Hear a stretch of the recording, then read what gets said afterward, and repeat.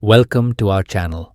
Today we talk about a hardship personality of United States, Mr. Abraham Lincoln. Abraham Lincoln, born on February 12, 1809, was the 16th President of the United States, serving from 1861 until his assassination in 1865.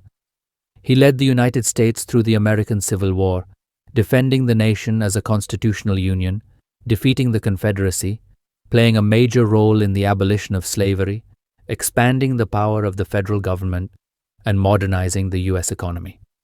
Lincoln was born into poverty in a log cabin in Kentucky and was raised on the frontier, mainly in Indiana.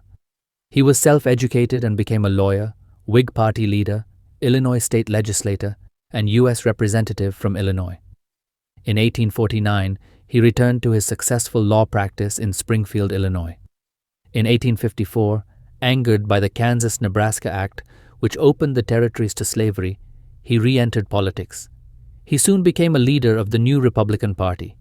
He reached a national audience in the 1858 Senate campaign debates against Stephen A. Douglas. Lincoln ran for president in 1860, sweeping the North to gain victory. Pro-slavery elements in the South viewed his election as a threat to slavery, and Southern states began seceding from the nation. They formed the Confederate States of America, which began seizing federal military bases in the South.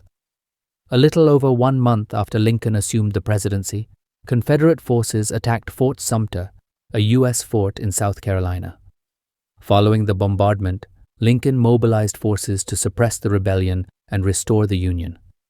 Lincoln, a moderate Republican, had to navigate a contentious array of factions with friends and opponents from both the Democratic and Republican parties.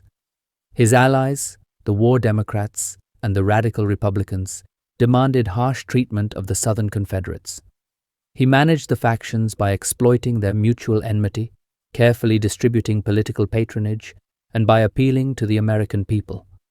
Anti-war Democrats, called Copperheads, despised Lincoln, and some irreconcilable pro-Confederate elements went so far as to plot his assassination.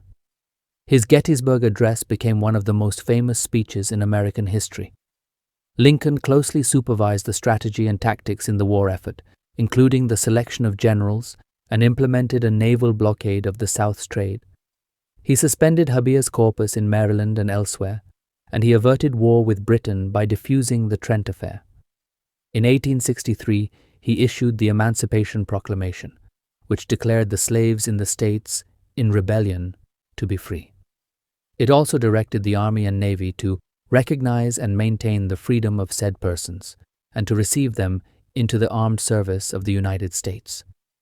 Lincoln pressured border states to outlaw slavery, and he promoted the 13th Amendment to the U.S. Constitution, which abolished slavery, except as punishment for a crime. Lincoln managed his own successful re-election campaign. He sought to heal the war-torn nation through reconciliation.